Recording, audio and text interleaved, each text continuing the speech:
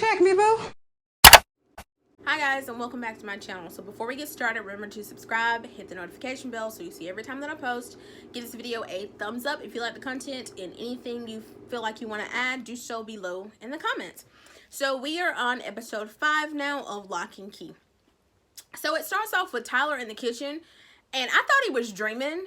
That's what I thought it was. But the house is whispering again. You know, the paintings on the wall are whispering. And side note, he's in the kitchen drinking, about to drink tap water. I was like, who's drinking tap water? Like, y'all ain't got no bottled water. Please don't drink that. But he goes into, I think it was a study, or I might be wrong. But wherever the piano is, he goes in there. But on his way in there, you see Kinsey, and he's like, oh, you can hear him too. And she's like, yeah, I hear. So they find this key, with a treble clef on the end of it, and then, you know, Bo runs in, oh, what did you guys find? So then it hit me. I was like, okay, they couldn't hear the whispers before. I was like, what if this works like, you know how like Polar Express was, like, if you didn't believe in Santa Claus, you couldn't hear the ringing of the bells off the sleigh? What if it works like that? So now that they believe and they know this stuff is true, they can hear the whispers of the keys too. Of course, Bo would still believe in magic at his age, so of course it would have been easier for him to hear the whispers to begin with. So they find this key, and Bo's like, oh, I know where this key goes to. So he takes them, and he's like, oh, we got to get the box up on the top. And Tyler's like, I thought we weren't doing this. Like, I thought we said we weren't looking for, I thought we said we weren't looking for any more keys. We were going to do this. And Bo was like, well, I want to see what this key does.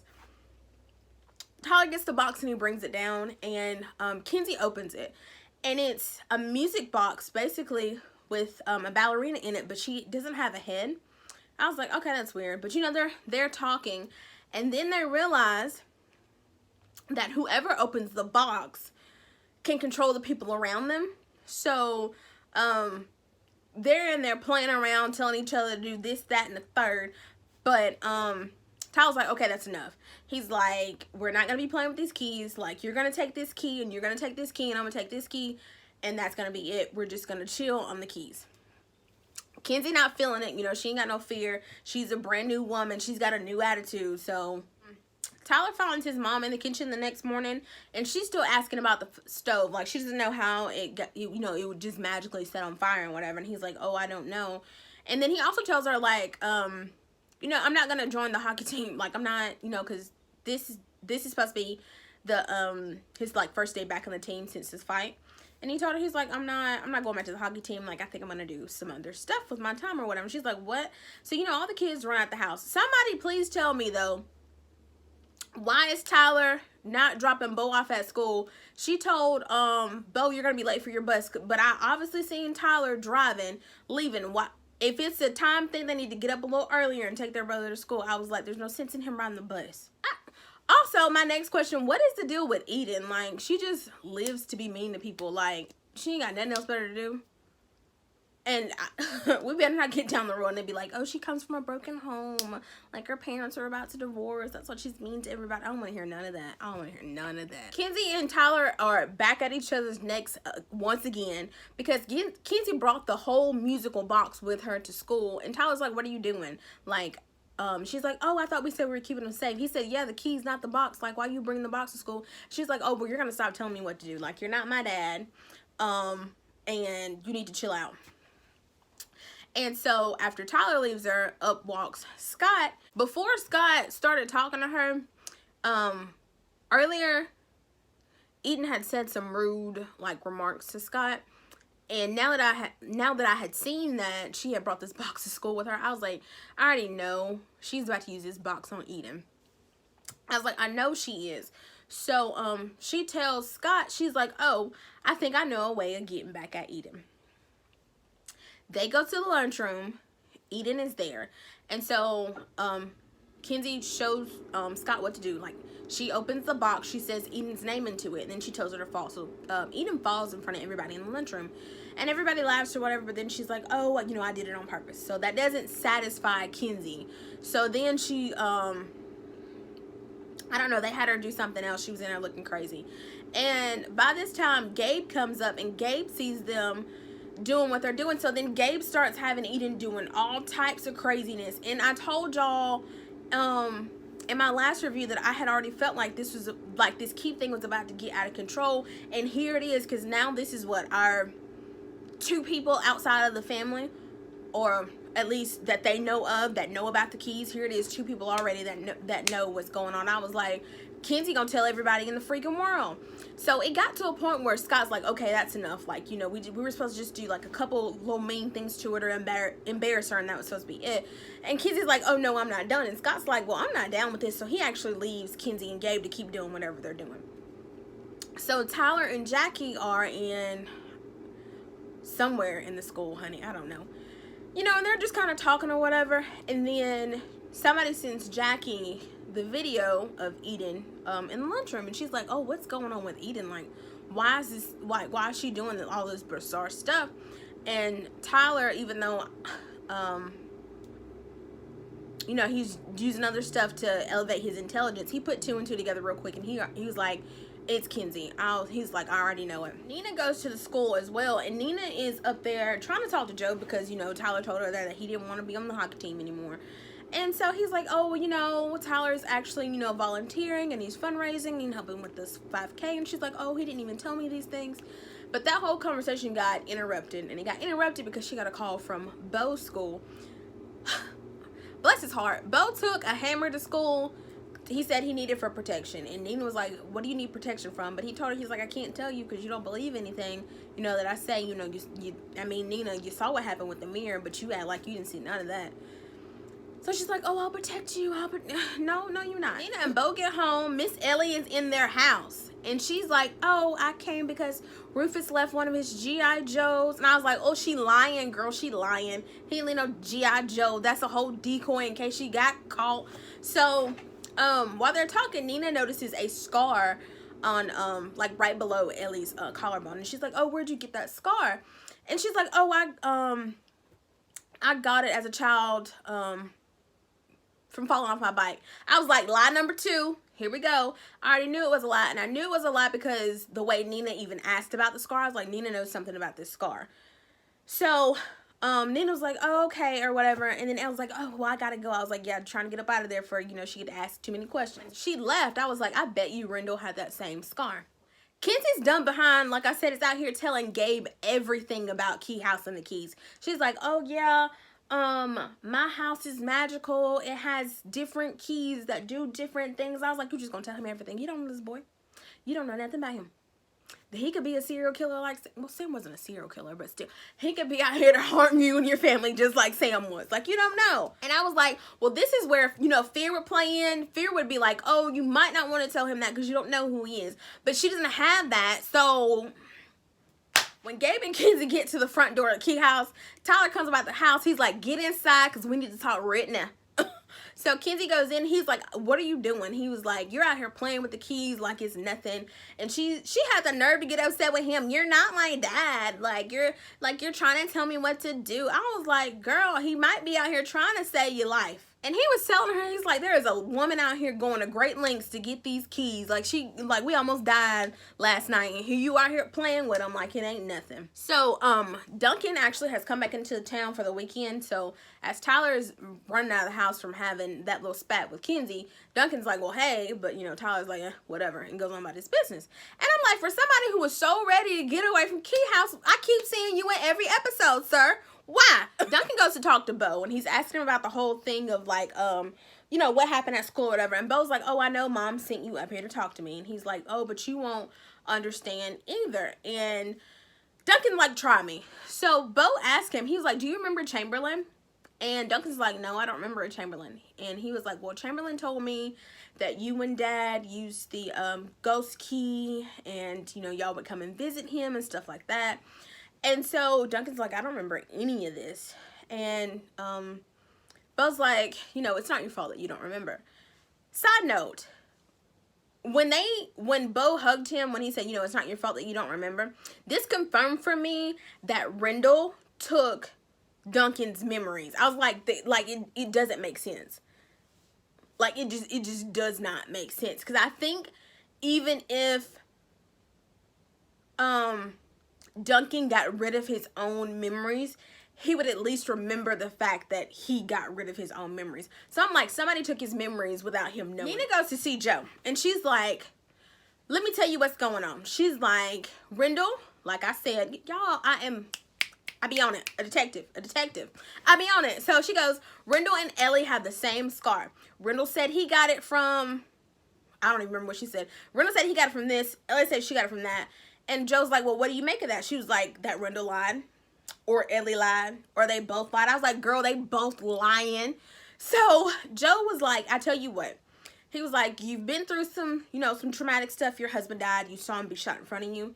He was like, if this is something that you need to get out of your system, I'll be here for you, you know, like kind of as a confidant, you know, until you get this out of your system. So he kind of gives her the okay to like, you know, like if this is the path that you want to follow down to like, find out as much as you can about, you know, what's going on. Go ahead and I'll be here for you if you need somebody to help you. And she was like, I don't know. She said, I don't know anything. And I was like, well, Nina, had you not played the mirror to the left, like you didn't see nothing and you didn't know nothing, you would know at least the same amount of information as your children did right now. But you acted like you didn't see nothing, so that's why you don't know nothing. You would at least know what they know. Tyler is at Jackie's, and he's telling Jackie like how he's been trying to fill his dad's shoes, and how he feels like he has to like take care of his family, which is one of the reasons why him and Kinsey keep butting heads, because he's trying to like help her out, but Kinsey ain't trying to hear none of that. So now they shared their first kiss as well. I still didn't feel any type of way about it, but I felt less annoyed than Kinsey and Scott kissing, only because right now I'm annoyed with Kinsey because she's just out here doing the most, and I'm just like, your whole family gonna be dead. It's gonna be on your hands because you out here tripping. You might want to go back and find your fear monster and put it back. Well, she killed it, so she can't go get it. I don't know. We need to figure out something. At the same time, Kinsey is texting Scott. He not replying, but Gabe all up on her phone. Of course he is, because he's found out all of this new information. I'm like, okay. But let me tell y'all the theory that I had, and then I was like, oh, it don't make no sense. So at first I was like, I forgot Gabe was in the last like the second episode when they filmed the movie, and I forgot Gabe was in that. So I was like, Gabe might really be Sam shapeshifted. But then as I kept watching this episode, I was like, wait, that don't make no sense. Because when Scott showed up, because Scott shows up outside of Kinsey's window while she's texting him, I was like, what if that Sam shapeshifted? I was like, girl, you gonna make everybody into a shapeshifter in a minute. I was like, no. So Scott comes, he basically comes over and he wants to use the keys. He wants to use the keys to make his film better. So I was like, all right, whatever. Now, Nina goes over to Ellie's house, and Ellie's not there. And immediately when Rufus opened the door and said Ellie wasn't there, I was like, Ellie is out doing something she ain't got no business doing. But we gonna get there. Just hold on. So Nina asked Rufus, she was like, did you get your G.I. Joe doll that your mom came and got? And Rufus basically says, I don't leave no G.I. Joe at your house. And Nina's like, that line. Okay. She's like, okay, well, just tell your mom I came by, to call me, whatever. And I was like, well, why can't you just call her? But whatever. So she was like, oh, okay. So now she knows Ellie lied about being in her house. So when Nina goes to get in her car, she's got a missed call from Joe. And Joe left her voicemail. And Joe's like, oh, I found something. I'm going to be up all night. Call me back. He said, but I need to show it to you in person. He said, but call me back. So Nina calls Joe, and it was ringing. I was like, y'all bet not had killed Joe. Joe better be alive when Nina get to his house. I was already upset. When Tyler gets home, Kinsey tells him, she's like, hey, she tells him about the drowning. Everybody knows about the friends drowning all of a sudden. And he's like, what are you talking about? She's like, Dad's friends drowned, all of that. Then, in the midst of all of that,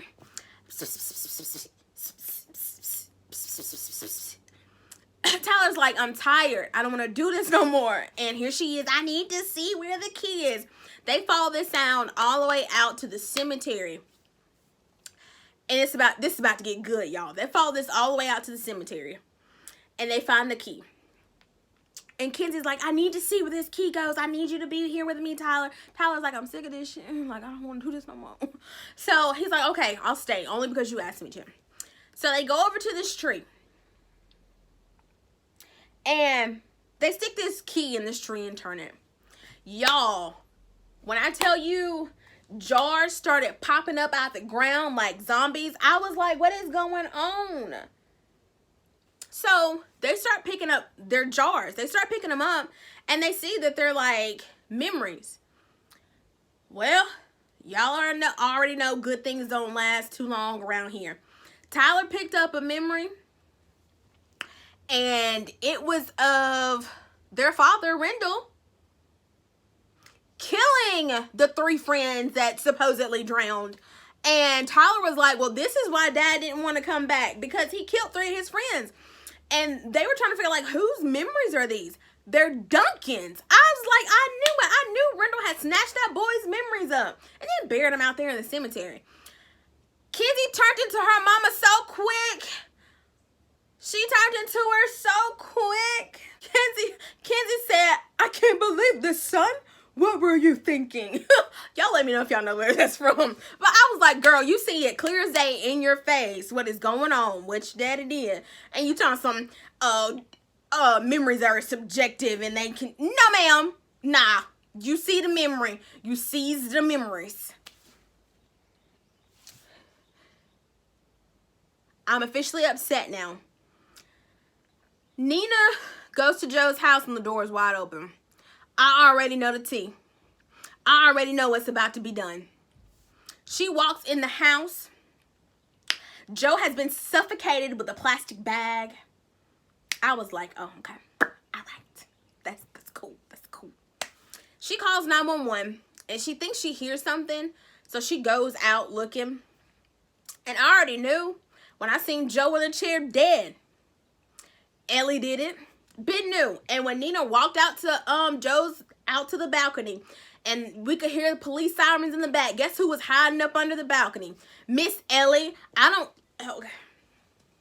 I said, okay, we really got to figure out what's going on. So look, 1, are they gonna tell Duncan about his memories? 2, when are we gonna find out what Ellie got going on? And 3, why did Rendell kill his friends? Like, what is going on? This is chaos and madness, and these people are crazy. People are dying left and right. Like, people are getting shot. Rendell don't bludgeon 3 people to death. Teenagers at that. They just graduated from high school. What is going on? Who is this well lady? Where'd she come from? I need to know. I need answers. But if y'all want to add anything, feel free. Tell me how you felt about this episode. Leave your comments down below. I will see y'all in the next one. Bye.